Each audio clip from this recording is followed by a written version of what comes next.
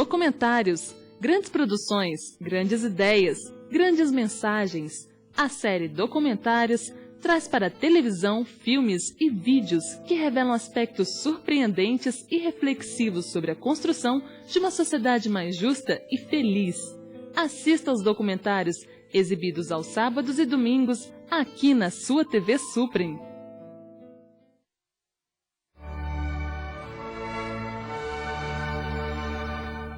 É muito interessante, tudo que é conquistado pela força, tudo que é conquistado pela baioneta, tem um controle incerto. Aliás, a única certeza é esta: com o que voltarão as mesmas aflições de antes. Porque eu volto a citar o que dizia o Buda: o ódio jamais cessa com ódio, o ódio só cessa com amor. O revanchismo que se cria nessas situações de guerra cirúrgica e outras não tem fim. Sempre uma parte quer dar o troco na anterior.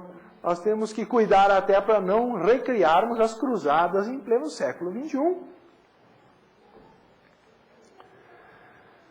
Então, diz Krishnamurti, há duas opções. Ou se assume, não é, aderir impensadamente a uma dada revolução externa, tentando despedaçar a atual estrutura social para criar outra de nova espécie, com o que voltarão as mesmas aflições de antes.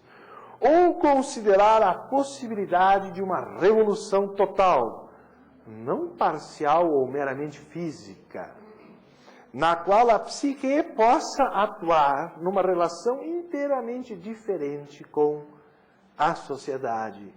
E é isso que a UP chama de solidariedade. Nós temos que despertar, ou queiram talvez você chamar de fraternidade, como chamava a Revolução Francesa. O fato é, primeiro, compreender que nenhuma ideologia, que nenhum sistema, por perfeito que se apresente no nível mental, pode ser simplesmente aplicado à força do a quem doer para produzir supostamente o bem-estar da humanidade. Como muitas vezes eu assisti, uma vez um médico em Cuba, quando eu questionei a questão da saúde lá, se ele gostava mais de trabalhar antes ou depois da Revolução, ele me respondeu que às vezes lhe parecia que o remédio era pior que a própria doença. Ou seja, vejam vocês, eu realmente, impondo uma certa ideologia, vou resolver alguns problemas. Mas aquele remédio imposto à força gerará efeitos colaterais inevitavelmente.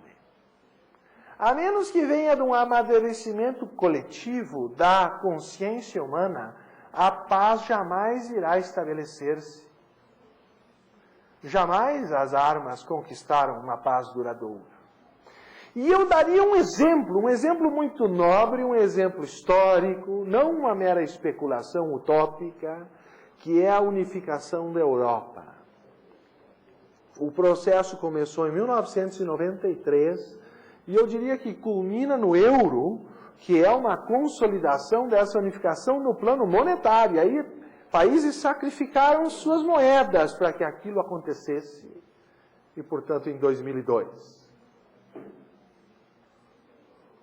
O processo já vem de muito antes, é verdade, mas ele toma forma por estágios. No início entraram 12 nações, depois algumas chegou a 16, aí outras pediram ingresso, e o processo começou com 6, vai a 12, os números são progressivos. O fato é que nunca a Europa se unificou sem o uso da força que se tem a notícia da história humana. Nós temos grandes unificações de partes da Europa por Alexandre o Grande, por Júlio César, por Carlos Magno, por Napoleão, até mesmo Hitler e Stalin, com certeza unificaram grandes partes da Europa. Mas os custos humanos, as guerras sangrentas e uma paz muito instável, não duradoura, porque imposta pelas armas, Mas a União Europeia é uma prova de que a humanidade está chegando num momento de pensar se não chegou a hora de transformar as armas em arados, converter o aço das armas em instrumentos agrícolas para resolver a fome do mundo. Eu acho que essa é a grande proposta que a União Planetária tem. Portanto, a União Planetária não é nem contra, nem a favor, a esquerda, nem a direita, muito antes pelo contrário, ela só entende que as ideologias não resolvem, como a história tem demonstrado, porque impor uma ideologia pela força não traz bom resultado. Mandar matar em nome de uma ideologia, seja os processos de espionagem e contra-espionagem, seja todos os processos de imposição revolucionária e contra-revolucionária, seja os métodos de tortura que nós vimos aplicados também no nosso Brasil, que sempre se disse um país pacífico, mas que já é o 8º maior vendedor de armas no mundo. E, portanto, nós também somos responsáveis pelo estado de coisas que está aqui. Quantos aqui sabiam disto? E existem eventualmente armas nossas lá no Irã, no Iraque, tanques e urutus e outras coisas mais, que alguns se orgulham em vender, mas se nós pararmos para pensar, são causa de guerra, são causa de destruição da humanidade. E nós estamos assimilando as consequências disso em cidades como o Rio de Janeiro, que Deus me perdoe, já parece estar até em guerra civil. O número de pessoas que morrem no Rio de Janeiro por dia, se vocês pegarem os 20 e poucos dias de ataques mais diretos e os 40 dias totais da guerra no Iraque, se vocês medirem o número de civis que morreu em Rio de Janeiro, é muito maior. Só em São Paulo, que é uma escala menor, são 55 por dia. Oriundo só da criminalidade. Então, se vocês multiplicarem por 20 dias, vai dar mais 1.000. 1.100. Então, nós não paramos para pensar nessas coisas com muita frequência, mas costumamos dizer tal ideologia ou tal outra resolveriam, mas o quadro que há no mundo vem justamente de querer impor ideologias. E eu vou dar um exemplo científico para vocês.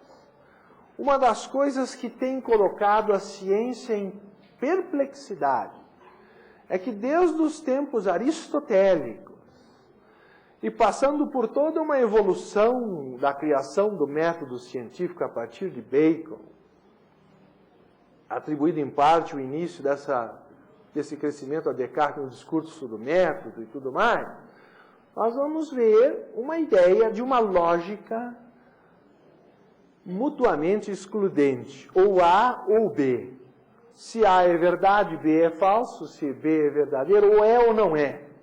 Não é? Uma lógica binária, como se fosse de um computador. E a ciência se deparou com um fato na virada do século XIX para o XX, que foi a descoberta das partículas subatômicas, e essa pesquisa foi progredindo a um ponto da qual ela não conseguiu sair plenamente até hoje. Einstein ganhou o seu prêmio Nobel pelo efeito fotoelétrico e não por causa da teoria da relatividade, que então, como para o método científico tradicional, ainda não foi totalmente comprovado. Embora a bomba atômica já seja uma lamentável prova de que pelo menos parte da teoria funciona. Então eu diria simplesmente que Einstein ganhou o prêmio Nobel pelo efeito fotoelétrico ao demonstrar que a luz tem massa. Lançadas as ondas luminosas sobre um pequeno moinho, se eu posso comparar assim, de lamínulas de alumínio, é possível produzir um vento de partículas que põe o alumínio em movimento. Começa aquele moinho a girar. Quando nós ligamos o automóvel, nós lançamos fótons, como se fôssemos um canhão. Quando ligamos, eu quero dizer, o farol do automóvel. Claro, com a dimensão e peso do automóvel, as partículas lançadas são praticamente insensíveis ou o fenômeno não é facilmente mensurável. Mas em condições de laboratório, aí sim, vocês podem verificar como a luz é capaz de ser mensurada em sua massa e na produção do lançamento de partículas que são chamados fótons. Então, a luz que sempre foi tratada como uma onda, a partir de Einstein começa a apresentar comportamento corpuscular.